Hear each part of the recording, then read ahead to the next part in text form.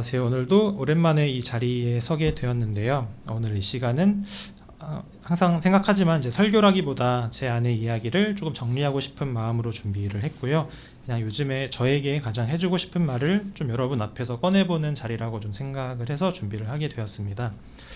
요즘 저는 자주 좀 이런 생각을 하는데요. 그냥 다 내려놓고 도망치고 싶다. 그리고 잠깐이라도 이 모든 책임과 의무로부터 도망치고 싶다는 마음이 들 때가 많은데요.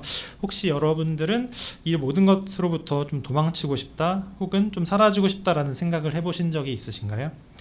그게 어떤 회사 일 때문이든 아니면 인간관계 때문이든 그 어떤 것 때문이든지 말입니다. 저에게는 좀 최근에 그런 순간들이 종종 찾아오는 것 같은데요. 해결해야 할 그런 복잡한 문제나 좀 마주하기 불편한 상황들을 떠올리면 퇴근 후에도 심지어 주말에도 약간 마음 한 구석에 무거운 돌덩이를 얹고 사는 기분입니다.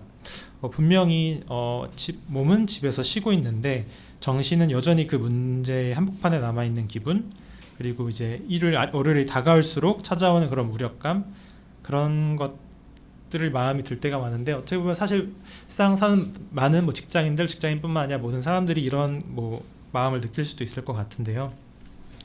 전에 그 연휴 시작할 때쯤에 이제 애니어그램 뒤풀이를 할 때 잠깐 이제 수정이 얘기를 했지만, 제가 집에서 약간 좀 그런 좀 거친 센 표현을 썼던 것도 사실은 좀 이런 마음, 이 상황에서 좀 어떻게든 도망치고 벗어나고 싶다는 그런 마음의 다른 표현이었던 것 같습니다.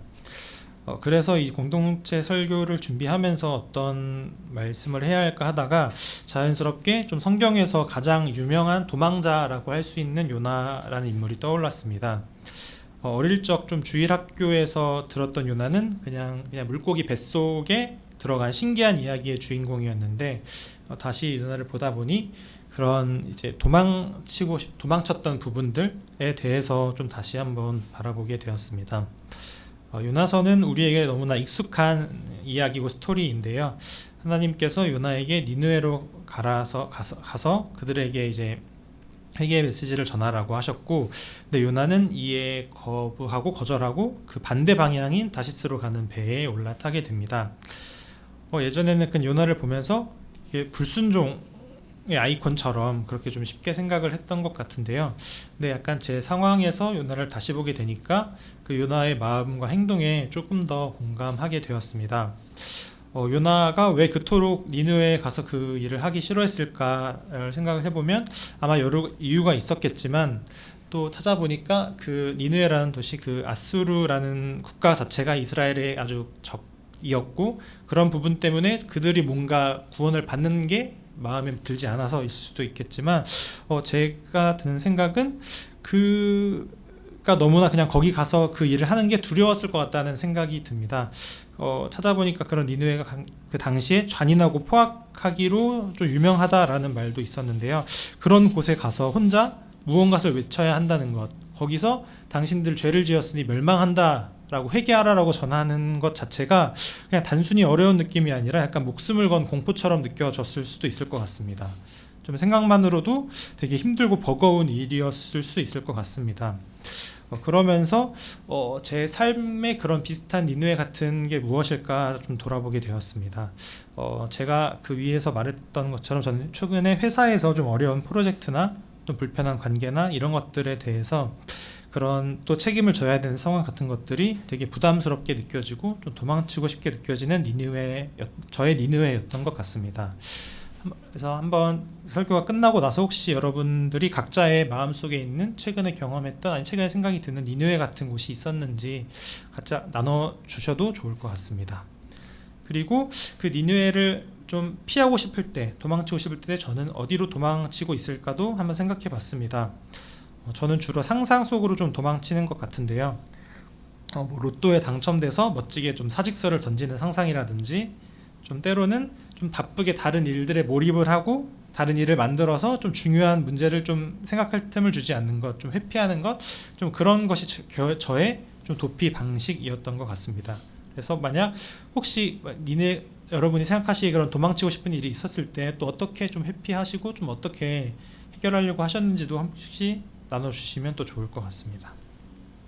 네, 그렇게 요나는 이제 반대 방향 으로 가는 배를 탔다가 다 아시다시피 그 배에 이제 풍랑이 찾아오게 되는데요. 그 상황에서 이제 풍랑이 치고 다른 이제 배에 타고 있는 사람들은 다 놀라고 당하고 있는데 요나는 그냥 자고 있었거든요. 그래서 근데 그 모습이 그 자고 있는 그 상황의 마음이 어땠을지 조금은 알 것 같습니다. 사람들이 이제 밖에 풍랑이 치고 사람들이 아우성인데 이 문제의 원인인 요나는 이제 깊이 잠이 들었는데 이 잠은 이제 평안함의 잠이라기보다는 좀 현실을 외면하는 회피의 잠이 아니었을까라는 좀 생각도 듭니다. 저도 너무 감당하기 힘든 일이 있을 때 그냥 그것을 그냥 자면은 좀 아무 생각이 들지 않으니까 좀 그렇게 회피하려고 할 때가 있으니까요. 근데 하지만 하나님은 요나를 그냥 두지 않으시죠. 그래서 그 풍랑 가운데에서 결국에는 이제 그 풍랑이 그치지 않자 그 배에 다른 탄 사람들에 의해 던져져서 요나가 결국 물고기 뱃속에 갇히게 됩니다. 그래서 이 물고기 뱃속은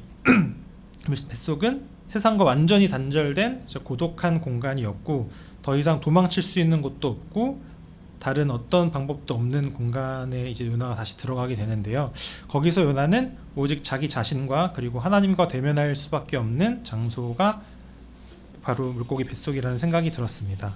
그리고 바로 그곳에서 요나가 진짜 그 마음 속에 있는 기도를 하게 되는데요. 그 기도를 보면 결국엔 주님 저 좀 죽겠습니다. 그리고 이 지옥 같은 곳에서 저 좀 살려주세요 라는 말처럼 느껴졌습니다. 그래서 이 장면에서 저를 좀 돌아보게 되었는데요.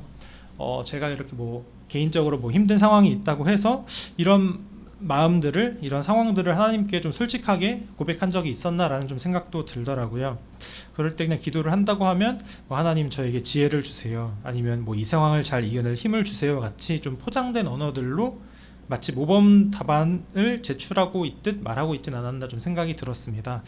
하지만 어쩌면 하나님께서 정말 듣고 싶어 하시는 건 제 안에 솔직한 그런 비명 같은, 정말 하나님 언제까지입니까? 라고 따져 묻는 것 같은 그런 제 그대로의 마음과 감정이 아닐까라는 생각도 들게 되었습니다. 네, 그리고 이제 하나님은 그 요나의 기도를 들으시고 결국 그 요나를 물고기 뱃속에서 꺼내셔서 다시 세상으로 보내십니다. 그리고 결국엔 다시 니느웨로 가서 그 일을 하라고 말씀하시게 됩니다. 그래서 요나는 그곳에서 그 일을 하게 되는데요. 그 성경의 표현을 보면 되게 재미있지만 그 3일 걸릴 이제 니느웨라고 돼 있는데 하루 만에 이제 요나가 다 전파했다고 말을 하게 되고, 그리고 좀 대충 훑고 지나가는 것 같죠. 그런데 지금 결과는 되게 놀라운 결과가 나왔습니다. 온 니느웨 백성들이 그 말을 듣고 회개하고 좀 구원을 받게 되었는데요.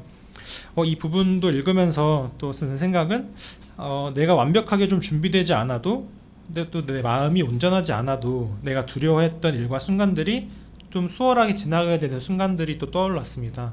또 저희 살다 보면 사실 굉장히 두렵고 마주하기 싫은 상황이었지만 또 어찌어찌 지나다 보면은 어떻게 잘 돼 있고 나는 별로 한 것도 없는데 상황은 또 생각보다 괜찮게 마무리되었던 경험들이 좀 있었는데요.